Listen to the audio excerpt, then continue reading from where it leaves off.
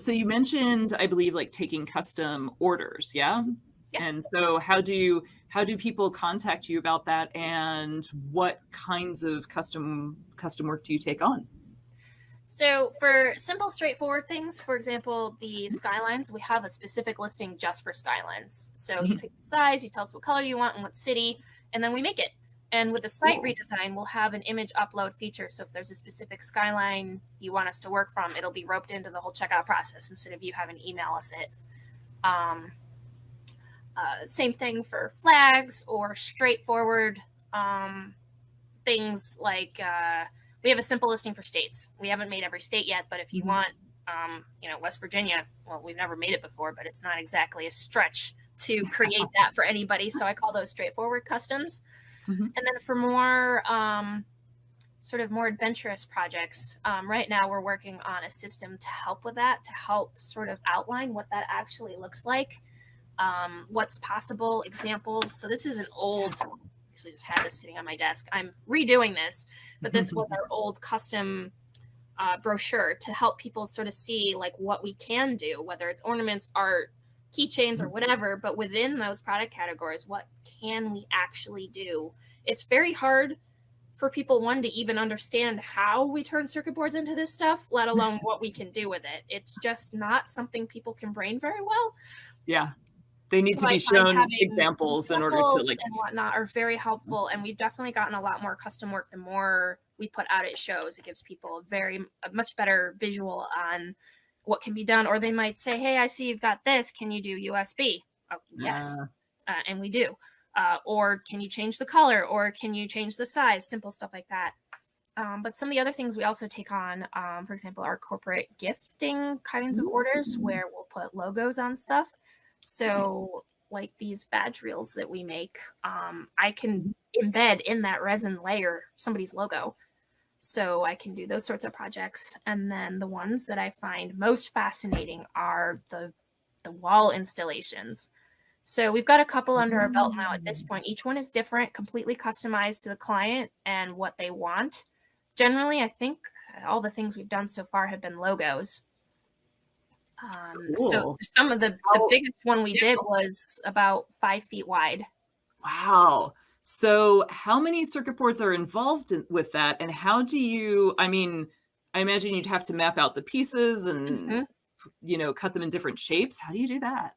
Yeah, so it depends specifically on what we're doing. The most challenging one was imagine an equilateral triangle made up of three regular trapezoids, so that when you organize the Ooh. trapezoids, the inside negative space makes an equilateral triangle. So Whew. it was not a solid piece because where it would connect on the vertices was nothing. It was just an intersection point. So I had to create these using bar stock, basically custom um, not clamps, I can't think of the word, but basically connector pieces to Mhm. create their logo as it would be freestanding because they wanted one solid piece, not multiple pieces to hang on the wall. So that was a Wow. bit of an engineering feat. And that Nice. project, because of its size, ended up, I think we used 20, 22 circuit boards to make that happen. Wow. And were they all did they all have to be the same color too? It Was it all depends single on what. color or.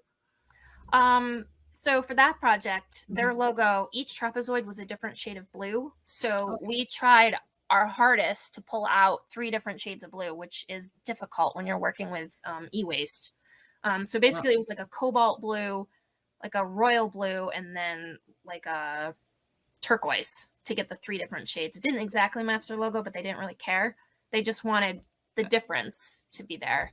So, I mean, color matching is not really a thing we can do. It's as Right. close as it gets. Yeah, you're not gonna be able to, like, Pantone match a circuit board logo, sorry. No, like your logo, I wouldn't be able to do exactly, but I Yeah. could get creative using, say, pixels of circuit boards to create visually that effect where if you stood back, it would look like a gradient, but up close, it wouldn't. So I Interesting. got some funky workarounds to make that work. Just like if someone wants their logo 23 inches wide, well, I can't fit a 23-inch circuit board on my router, and Mhm. I'm be hard pressed to find a circuit board that's that big. Yeah. They're out there, but not in my stash. and probably not in a color they'd want. Yeah. So I use Photoshop and various other programs to sort of chop it up in sensible sub shapes so that we can build a composite image. Cool. That sounds like a lot of work for a custom piece, like a It lot of work. is. It is a lot of work. How do you go about estimating the price for that? Because, you know, you might not know how difficult that logo is or if you have enough stock on hand to do it. How does that process work? I have a spreadsheet for that. Nice. Based on the size, I can figure out how many circuit boards I need, and then I can calculate, based on surface area, how much. I basically assign a rate to either surface area or perimeter or whatever metric I want to use based on the project. And then there's a series of assumptions that go into it, like the costs. It's pretty levelized by area, so it's actually not too bad to estimate. Just And like now that circuit we've boards, done a right? few, I sort of have stuff to work from. I can understand by looking at a project, I can kind of tell if that one's going to be a pain in the butt or if it's going to be more straightforward. And so I can get there. So there might be a little bit like, pain in the butt upcharge because I know this one is going to take me a few more hours in Photoshop of piecing this thing up. Hmm. Yeah, Yeah. that makes sense.